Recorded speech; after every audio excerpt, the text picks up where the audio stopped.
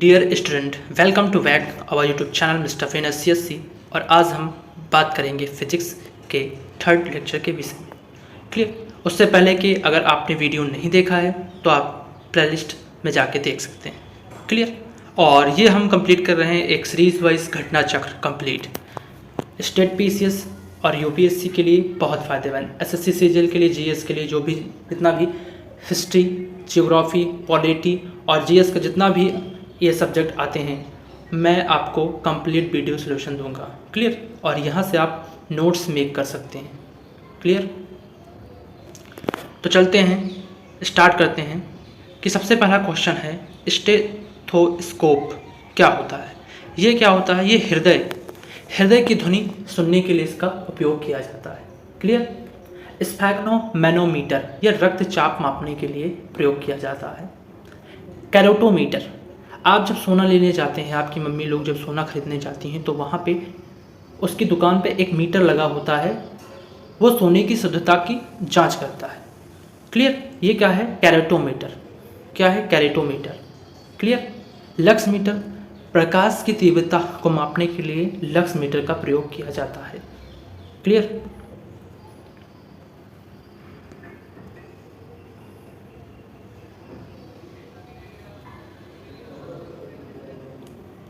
रक्तदाब नापने के लिए यंत्र का उपयोग किया जाता है। मैंने अभी बताया आपको, स्फैग्नोमैनोमीटर का प्रयोग किया जाता है। रडार उपयोग में आता है। रडार जो होता है, मैंने आपको पिछले लेक्चर में रडार के विषय में बताया है। रेडियो तरंगों द्वारा वस्तुओं की स्थिति ज्ञात करने के लिए किया जाता है ये। क्लियर।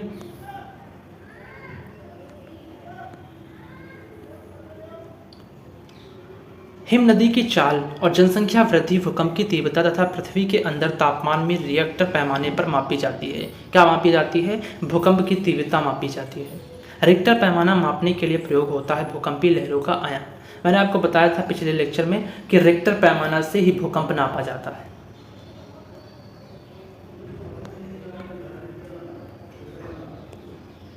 सेल्सियस ताप, किलोवाट आवर जो होता है विद्युत, RH गुणक रक्त, रिक्टर पैमाना भूकंप, इससे नापा जाता है। क्लियर।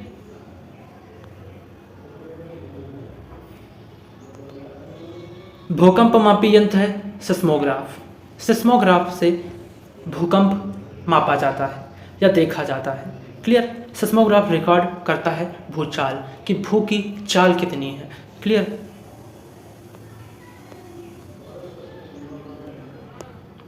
भूकंप सिस्मोग्राफ से मापा जाता है। ऊंचाई अल्टीमीटर सबसे छोटा मात्रक है। वैसे तो लंबाई होता है, लेकिन ये अल्टीमीटर सबसे छोटी इकाई है। प्रतिरोध ओम, प्रतिरोध का मात्रक ओम होता है। क्लियर। फैदोमीटर, समुद्र की गहराई। समुद्र की गहराई यदि हमको नापना है तो हमको फैदोमीटर की आवश्यकता होगी।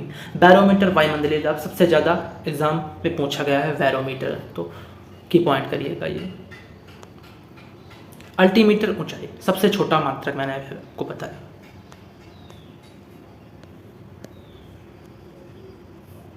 फैदोमीटर का उपयोग मैंने अभी बताया आपको कि समुद्र की गहराई नापने में किया जाता है। सिस्मोग्राफ भूकंप नापा जाता है। वैरोग्राफ से वायुमंडलीय दाब। वैरोग्राफ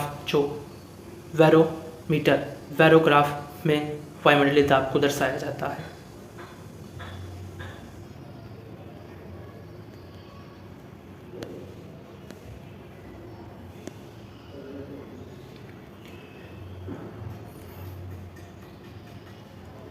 मैनोमीटर से दाब नापा जाता है। कार्बोरेटर से आंतरिक दहन इंजन को नापा जाता है। कार्डियोग्राम होता है हृदय गति। और यह भी कभी कभी एग्जामिनेशन में पूछ लिया जाता है कि एक स्वस्थ मनुष्य का जो हृदय गति होती है वो कितनी होती है, तो 72 प्रति सेकेंड होती है। क्या होती है? 72। क्लियर।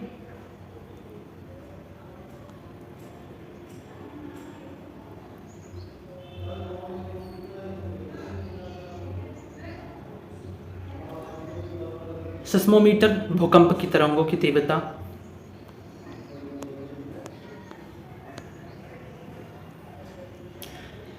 फोनोमीटर का उपयोग किया जाता है देखिए फोनोमीटर ध्वनि की तीव्रता या स्पंदन आवृत्ति के मापन में किया जाता है। झूठ का पता लगाने का पॉलीग्राफ किया जाता है। सबसे इंपॉर्टेंट क्वेश्चन है कि झूठ का पता हम कैसे लगाते हैं। देखिए झूठ का पता लगाने के लिए हम पॉलीग्राफ का प्रयोग करते हैं। Important question.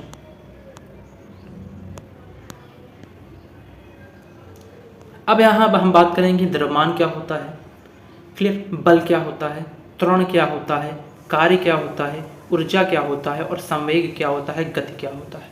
ऐसे कभी कभी आपको ऐसे कुछ सेंटेंस दे देता है और उसमें पूछता है क्या है, द्रव्यमान क्या है, बल क्या है, त्वरण क्या है, कार्य क्या है, ऊर्जा क्या है, संवेग क्या है, गति क्या है। इसके विषय में हम जानेंगे। तो सबसे पहले हम बात करेंगे, क्लियर, साधारण यंत्र किसी व्यक्ति की सहायता से करता है। कम बल का प्रयोग करके भी उतनी ही मात्रा में काम करने में, क्लियर।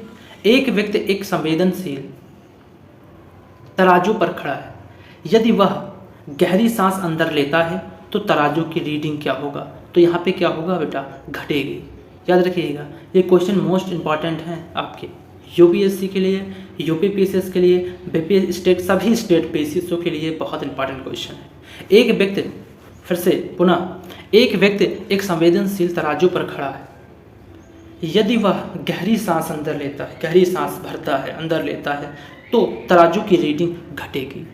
क्लियर? क्या होगी? घटेगी।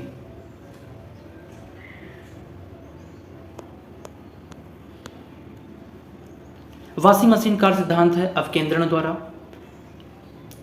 प्रक्षालन मशीन कार्य सिस्टम का सिद्धांत है अपकेंद्रीकरण। क्लियर? विस्थापन वेग बल आयतन में सदिश राशि है। तो आयतन क्या है? सदिश राशि नहीं है, पूछा गया। सदिश राशि नहीं तो आयतन कोई सदिश राशि नहीं होती है, इसमें दिशा नहीं होती है, इसलिए ये आयतन सदिश राशि नहीं है।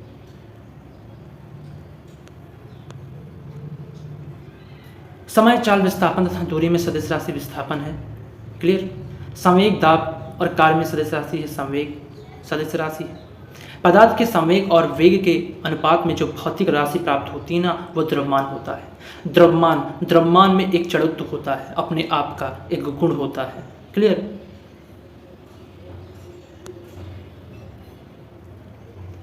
बल का गुणनफल द्रव्यमानुत्तरण होता है।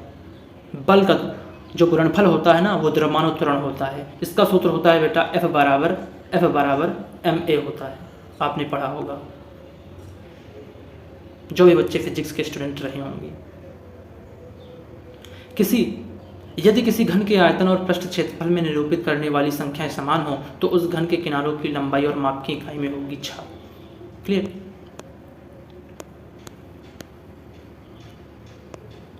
आगे चलते हैं। ऊर्जा संरक्षण का आशय है। देखिए, ऊर्जा ना तो कभी सृजन हो सकता है, यानी ऊर्जा ना तो उत्पत्ति होती है और ना ही इसका विनाश होता है। यह ऊर्जा का संरक्षण नियम है। हवाओं की ऊर्जा होती है केवल गतिज।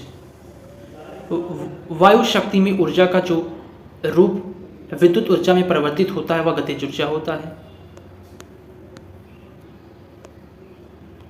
एक ट्रेन जैसे ही चलना आरंभ करती है, उसमें बैठे हुए यात्री का सिर पीछे की ओर झुक जाता है। इसका कारण होता है जड़त्व का। द्रव्यमान का जो जड़त्व होता है उसके कारण होता है। क्लियर? तो ये सभी क्वेश्चन जो थे वो प्रीवियस ईयर इंपॉर्टेंट क्वेश्चन थे घटना चक्र के, और घटना चक्र ये स्टेप बाय स्टेप कंप्लीट हो रही है। यदि आप चैनल पर नए हों तो चैनल को सब्सक्राइब कर लें, बेल आइकन को प्रेस कर लें कि आने वाली नोटिफिकेशन सबसे पहले आपके पास आए। जय हिंद, जय भारत।